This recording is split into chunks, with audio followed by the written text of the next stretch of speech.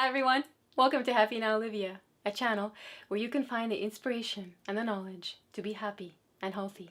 In this video, you're going to learn the 3 reasons people go to therapy. If you're new to the Happy Now Olivia community, my name is Olivia, and I believe we are responsible for our own happiness. And I believe anyone who puts in the work can be happy now. So stay tuned for this emotional health video. So what are the 3 reasons people go to therapy? When I started reading about this, I was completely shocked because the one reason I thought would be completely obvious as to why somebody would want to go to therapy was not one of the 3. So I'm curious to see if you can figure out what that is. But the first reason people go to therapy is to solve a problem. For example, I want to stop drinking. I want to stop being anxious. I want to stop gambling. Well, there are obvious solutions to those problems. Stop drinking, relax, and stop gambling. But a lot of the times people, even though they know the solution, they can't figure it out on their own. And going to therapy to solve a problem, to me, makes sense. This is a reason that makes sense. For example, as many of you know, I have a big problem. The one big problem in my life right now, I don't have a relationship with my sister. And this is something that I want to fix. This is a problem that I want to solve. And there is many obvious solutions. Be nice to my sister, love my sister, talk to my sister, write to my sister, Skype with my sister, empathize with my sister. I have tried all of these for the last 5 years. I have tried and I have tried and I have failed every single time. And it's not because I don't want to. It's not because I don't feel like I love my sister. It's because there is a deeper problem, right? There is something in my psyche that is broken from the experiences that we had as children, the experiences that I've had. And literally, this week I'm aware of things that I wasn't aware of last week. So I've started to make headway on my own, but this is not a problem I can solve by myself. This is a problem that I need to go to therapy for. But the roadblock many of us encounter when we go to therapy because we're trying to solve a problem is that even though the solutions are obvious, if that therapist is giving you those solutions and you're not thriving, this is not working for you. A good therapist, a wise therapist, will help you succeed with the solutions you already know and you've already figured out, but that you can't actualize on your own. And that's the key. Many people with a solution-based approach go to therapy and kind of flounder, and they don't know why. And either they give up on therapy or they blame themselves. And truly, at the end of the day, the reason might be that you're not seeing the right therapist for you. But at the end of the day, going to therapy to solve a problem is something that makes sense to me. Whether it's effective or not is a different story. But that leads me to the second reason why people go to therapy, which does not make any sense to me. And it is to change someone else. Raise your hand if you know somebody who has gone to therapy to try to change someone else. Some basic examples that come to mind are parents, for example. Let's think of a mother who has a troubled teenager and kind of takes that teenager to therapy because clearly you have a problem, right? You misbehave, you have an attitude, you need to change. Or let's say a spouse, a wife who blames her husband for whatever reason, not being empathetic enough, not spending enough time with her, not being good enough somehow. It's your fault. We need to go to therapy. There are 2 reasons why trying to change someone else will never work. Number 1 is that it's not possible to change someone else. We don't have that kind of power as human beings. Nobody does. The only thing we can do, of course, is to change ourselves. And when we do, we affect change around us. So when somebody sort of blames other people and thinks that they are the reason that everything is falling apart, they need to change, there are a lot of red flags that can go up at that point. And it's obvious because that means that person is not self-aware, that they may have responsibility in the fact that things are falling apart, that relationships are falling apart. When a kid misbehaves, it's not just about the kid, right? It's about the parenting. When a relationship is falling apart, it's not just one person's fault. It's both of those people's faults, because it takes two to build a successful relationship. The second reason why wanting to go to therapy to change someone else does not work is because that person may legitimately need change. For example, abusers, right? Very, very damaged people who may be abusing you.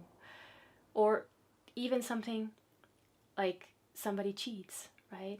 I mean, that is a reason sometimes people go to therapy, to try to rebuild that relationship. But if you're the one who's been cheated on, what do you usually think? Well, it's your fault. You cheated on me, right? Well, it's not that simple. Why did that happen? Right? Maybe that relationship is not going to be able to be salvaged. But if you figure out why it fell apart, what role you had to play in that, then next time you're in a relationship, you're going to be better. In the case of abusers, yes, they need to change, absolutely. But there is no way that you are going to be able to cause that change. It doesn't matter if you're going to the most famous, highest paid therapist in the world. They can't change that person because you want them to change. That person has their own journey, their own road to follow, and they have to want to change. But the fact remains that victimizers and abusers usually don't want to change. And at that point, the only thing you can do to protect yourself is to remove yourself from that situation. But at the end of the day, going to therapy to change someone else is not going to work. But there is something positive in this, in that there is a basic amount of proactivity if you at least had the desire to go fix a problem. It's kind of a combination of the first and the second reason of why people want to go to therapy. The third reason people go to therapy is actually a fun one. It is to tell stories. How many times have you been in a public situation, let's say riding a bus or a train or in an airplane is a popular one, and you're sitting next to somebody you don't know, and you strike up a conversation, and surprisingly enough, you share a lot, or maybe they share a lot, but it doesn't feel weird. In fact, it feels kind of liberating, because they don't know anything about you. They're not necessarily judging you. You just need somebody to listen. It's the same kind of effect, I guess, people are looking for when they go to therapy to tell a story. People crave naturally to be listened to be empathized with. And when they go to therapy to tell stories, they're seeking validation from that therapist. They're seeking someone to listen to them. Maybe they don't have that in their private lives, or maybe they do, but they still want maybe that professional input. But at the end of the day, it's really trying to validate their own lives, their own relationships, and a therapist can help you because they can be a good therapist. They can be patient listeners, and then they can help you kind of analyze these things in your mind, and you can actually go back to your relationships and apply knowledge or techniques that you might have learned because somebody actually sat there and listened to you, and in this case someone who's actually been trained. So I think going to therapy to tell stories is something that makes sense to me. It's actually, I think, a reason that seems therapeutic and helpful, especially if you don't have somebody in your life that maybe plays that role. And even if you don't, and even if you do, for example, I do. I pretty much talk to my mom on a daily basis, and for both of us, that kind of works as therapy, but it was a completely different experience for me to go to therapy and have my therapist listen to me. Also because I can talk to her about my mother and our problems, but it was just different, and I wasn't expecting that. I really wasn't. I was one of those very reluctant people when I first went to therapy. And it's funny because I noticed that every time I went, when I left, every single time, I just felt relief. It's kind of like you left something in there. Like you all this weight off your shoulder kind of came off. You feel lighter after you go to therapy. It's kind of crazy. And it was something I was not expecting. So I think the aspect of storytelling is a huge part of that. So have you figured out the reason I think seems to be the most important reason one should want to go to therapy? That is not part of the 3 reasons most people go to therapy. Well, that is to change yourself, to grow. To me, it seems astounding that that is not usually the reason people go to therapy. But I don't know why I'm so surprised, because I certainly didn't go to therapy for the first time seeking to grow or change myself. I went to therapy because a holistic doctor told me to. He basically said, "You've got issues. You need to go to therapy." And I said, I don't have issues, or I have issues, but I'm an artist. You know, I'm writing my memoir. That's good enough. And he was like, "No, it's not. You need professional help."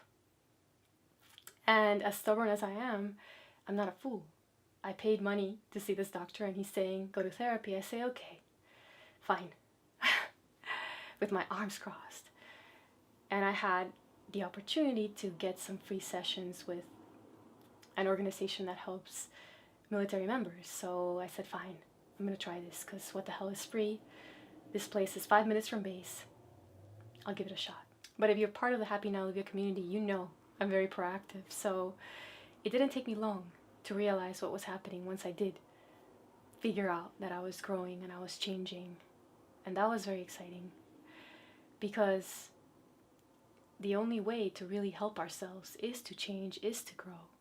And what a good therapist does, well, let me put it this way.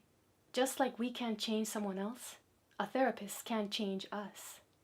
But what they can do is they can point out the change in us. They can point and make us aware of the growth that is happening. They can give us definitions, words, a way to understand what we're going through or what we've been through. And that leads to self-awareness, which is of course a key, a huge key to being happy. So some of you may say to me, "Olivia, I'm afraid. I don't know that I have a specific problem. I mean, it feels like my whole life is a problem, right? And I'm scared. And if I don't know what the problem is, I mean, how am I going to fix it? I mean, what's the point?" And I can say to you, it's okay to be scared. I figured out literally this week a huge gap in my childhood. And the reason why I can't connect to my sister yet. And I'm terrified. I'm absolutely terrified of what that means and what I have to do and the pain that I'm going to have to face to fix it. I feel like there's a mountain in front of me. There's the Sahara Desert that I have to cross. And I don't have energy today. I didn't have energy yesterday. I've been crying half the week. I won't have energy tomorrow. But I can guarantee you that in a little while, I will have the energy, because I have the willpower. And the most important thing, of course, is I have the awareness, I have the desire. So it's okay if you're scared, and it's okay if you don't even know what the problem is. As long as you're aware and you know that even watching this video is a step forward. You'll get there. You just have to keep moving forward. You just have to be more aware and educate yourself more and believe in yourself and the time that it takes. During the American Revolution, George Washington had an army of 40,000 men that quickly dwindled to 8,000 men who were sick, hungry, ill-fed, basically suffering. And he's trying to win this revolution, right? He's trying to fight the British.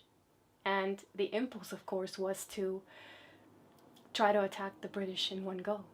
But he took a look at his ragtag army of 8,000 broken men, and he knew that was impossible.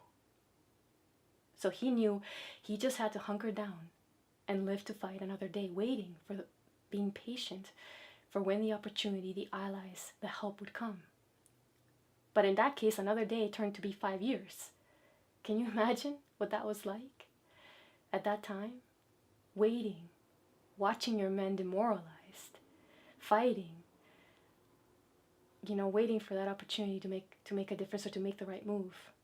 And many, many historians believe that that revolution was won because Washington was able to be patient, to understand that he could not beat the British in one day, that he just had to wear them down. And in the process, recover the might of his own army. And it's kind of the same thing with therapy and with our lives. We just have to tackle one little problem at a time, and we have to be patient and wait. And at the end of the day, you have to remember it doesn't matter what reason you go to therapy for. Although some are more effective than others, and some are more, reveal more self-awareness. And what that means is, you will get to your results faster the more self-aware you are. But regardless, making an effort to go to therapy is proactive. It means you're trying. It means you want to change. You want to help yourself. And at the end of the day, that's the most important thing. So what's my bottom line? Therapy can be good. It has changed my life in the past, and it will change it in the future. I'm sure of that. So if you know of any interesting reasons as to why people go to therapy, please share them with the community below the video. I am very interested to know why you go to therapy or how it has helped you. I love that kind of thing. I love stories of healing. So please share that if you like. If you're new to the Happy Now Live Your community, please subscribe. Why? Because I share with you everything that I've learned and that I'm still learning about being happy and healthy. And because by subscribing, you not only benefit from my knowledge and experiences, but you also help me to spread my message of happiness, health, knowledge, and inspiration. Because I truly believe that happiness and positivity can spread millions of times more than hate and negativity. And they can change the world, one person at a time. Thanks for watching. I hope you have a wonderful day. See you next time.